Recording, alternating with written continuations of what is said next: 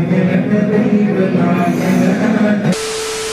Guys, welcome back to my YouTube channel Shahnawaz का blog. तो दोस्तों, जैसा कि आपको पता है कि आज है टेक फेस्ट और मैंने कल या परसों मैंने एक शॉर्ट्स वीडियो डाला था जिसमें मैं आपको बताया था कि टेक फेस्ट स्टार्ट होने वाला है 21, 22 और 24 को, जिसमें मैं पार्टिसिपेट किया हूँ लोगो मेकिंग में।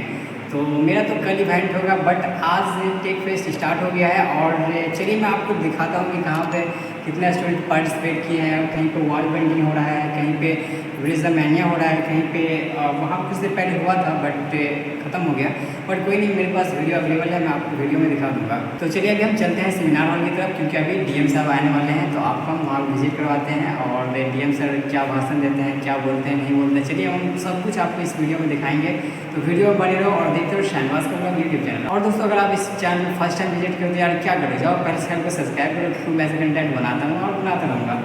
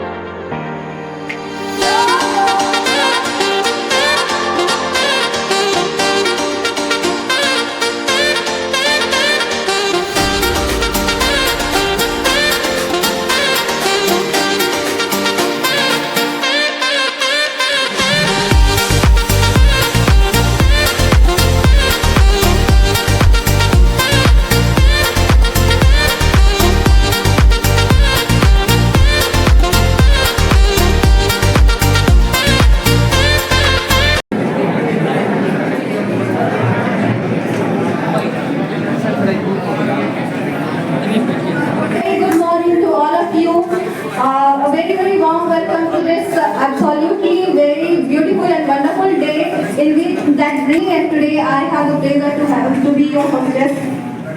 मेरे प्यारे मित्रों, किसी भी शुभ कार्य की शुरुआत भगवान का स्मरण करके, हमारी भारतीय संस्कृति, हमारी भारतीय परंपरा में ऐसा कहा गया है कि किसी भी शुभ भगवान को याद करके किया जाता है। तो let's invoke the blessings of Lord Ganesha, the remover of obstacles with chanting of Ganesh Vandana. I want to call Ayushi Arya, Mahima Kumari, Smita, Komal, Harsali for Ganesh Vandana.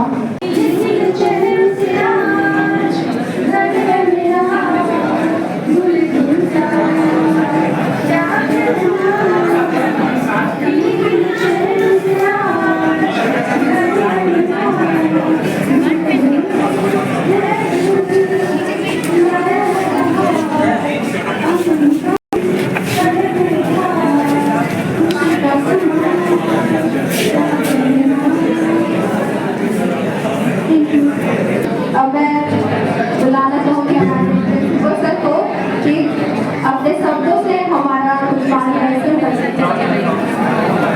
सारे इवेंट्स इन्वॉल्व हैं, करीब 17 events, 17 activities हमारे students के द्वारा perform की जाएंगी और सभी एक्टिविटीज आज के संदर्भ में बहुत इम्पोर्टेंट है, क्योंकि समय जैसे जैसे बदलता है एक्टिविटीज़ भी हमारी, खासकर टेक्निकल जो इंस्टीट्यूशन के लड़के हैं वो अपनी गतिविधि भी उसके अनुसार बदलते हैं और उससे हमारा माइंड का एक्सरसाइज भी होता है और साथ साथ हमारा फिर से जब पढ़ने के लिए बैठते हैं तो उसमें एनर्जी होने काफ़ी। तो आज इस अवसर पर मैं एक दो बात और शेयर कर देना चाहता हूँ सर के साथ। बाहर से भी इस मैजिस्ट्रेट साहब और उनके साथ और उनके पदाधिकारी पहुँचे हुए हैं। तो रिसेंटली हमने एक इंडस्ट्री इंस्टीट्यूट भी किया था MIT मुजफ्फरपुर में के अंदर जितने भी इंजीनियरिंग कॉलेज हैं, पॉलिटेक्निक इंस्टीट्यूशन हैं, उन सभी को इन्वाइट किया गया था और हम लोग अपने लेवल से जो भी इंडस्ट्रीज यहाँ हैं उनको हमने इन्वाइट किया था और वो सब लोग वहाँ पार्टिसिपेट किए और पार्टिसिपेशन के द्वारा के बाद हम लोगों को काफ़ी महसूस हुआ कि लड़कों के अंदर जो भी स्किल है उसको डेवलप करने का, चाहे वो इंटर्नशिप का हो, चाहे वो ट्रेनिंग का हो या एम्प्लॉयबिलिटी इम्प्रूव करने का हो, कई सारे क्षेत्रों में हम लोगों ने इसकी संभावनाओं को तलाश किया और काफ़ी अच्छा मिल रहा। और कॉन्स्टेंटली हमारे विभाग के गाइड हैं और एक्टिव हैं, तो उन सभी के सहयोग से हम लोगों ने इंडस्ट्री इंस्टीट्यूट को सफल बनाया। और इंस्टीट्यूट में पढ़ाई लिखाई जो है, उसके अलावा जो एक्टिविटीज़ है उसमें एक स्टार्टअप सेल भी है।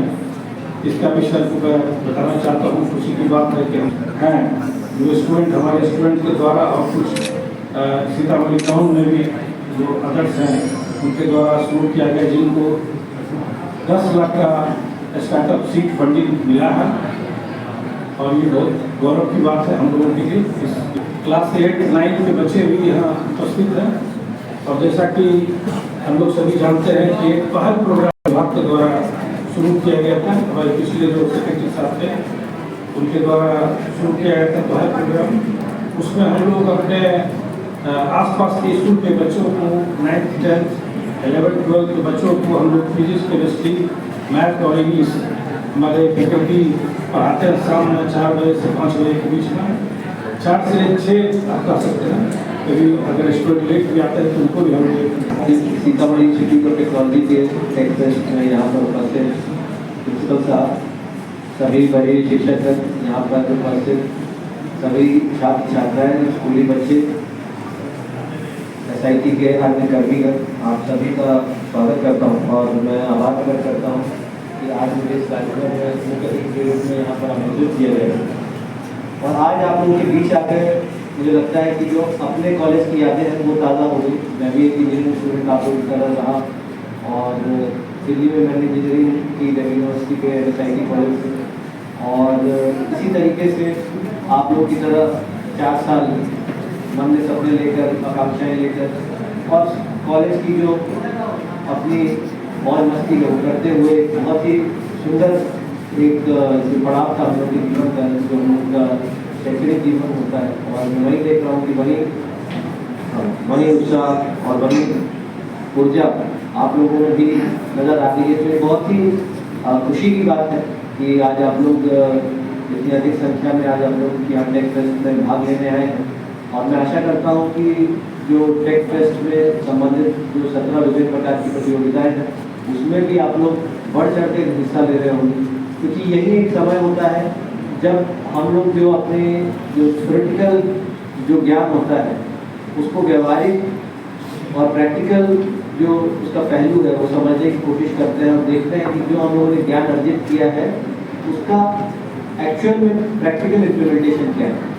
और वही बहुत महत्वपूर्ण है किसी भी टेक्नोलॉजिस्ट के लिए, किसी भी इंजीनियर के लिए, कि जो भी उन्होंने ज्ञान अर्जित किया है, जो भी उनके पास साइंस की नॉलेज है, टेक्नोलॉजी की नॉलेज है, तो उसको किस तरीके से जो व्यवहारिक जो समस्याएं हैं समाज की, जो प्रैक्टिकल एप्लीकेशन उसमें किस तरीके से उसका उपयोग किया जा सकता है, ये असली लीडर की पहचान है। तो मैं समझता हूँ कि इस प्रकार के टेक फेस्ट के आयोजन से एक प्रतिस्पर्धा का जो माहौल भी बनता है। और जो भी हमारे जो मेधावी छात्र होते हैं, और कई ऐसे भी होते हैं छात्र जो कि मेधावी मतलब कन्वेंशनल सेंस में पढ़ाई में बहुत ज़्यादा उतनी रुचि नहीं रखते या फिर एग्जामिनेशन में बहुत अच्छा अव्वल दर्जा लाने की ख्वाहिश नहीं रखते, लेकिन टेक फेस्ट में हम देखते हैं कि उनके पास एक नवाचार करने की ऊर्जा रहती है और कुछ ना कुछ इनोवेटिव करते हैं।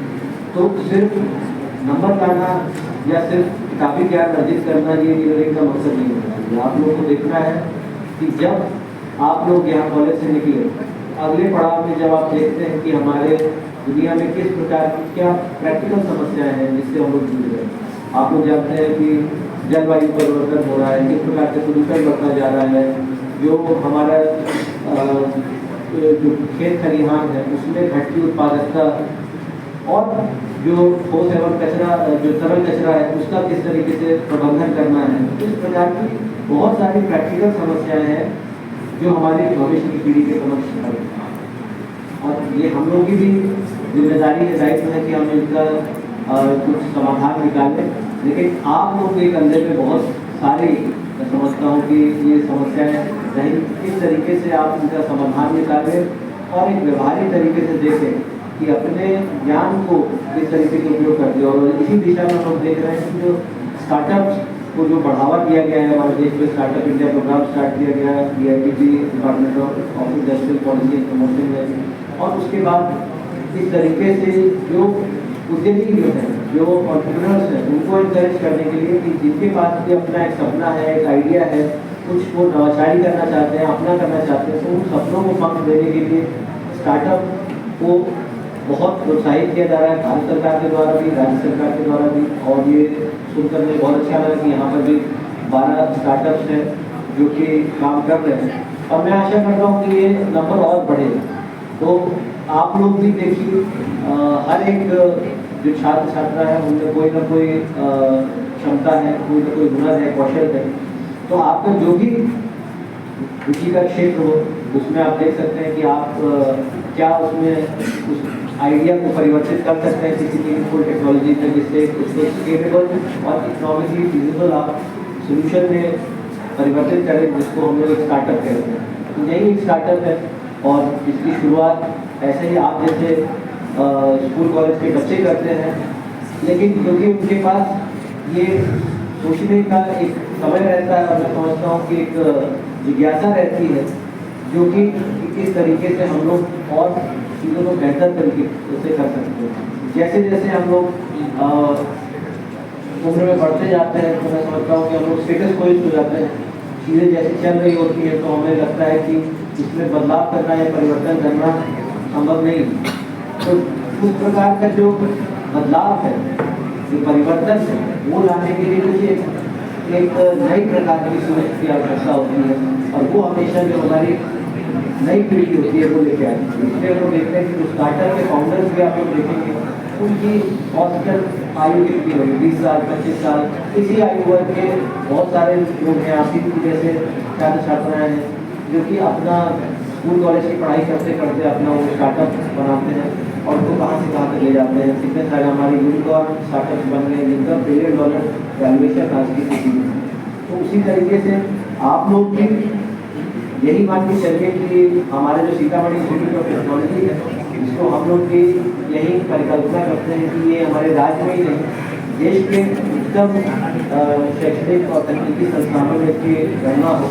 इसके लिए हम लोग हर संभव प्रयास करने के लिए बिल्कुल प्रतिबद्ध हैं, और प्रशासन की ओर से भी हम लोग प्रयास करते हैं कि यहाँ पे जो भी आवश्यक सुविधा है, ये छात्र छात्राओं को उपलब्ध कराई जाए।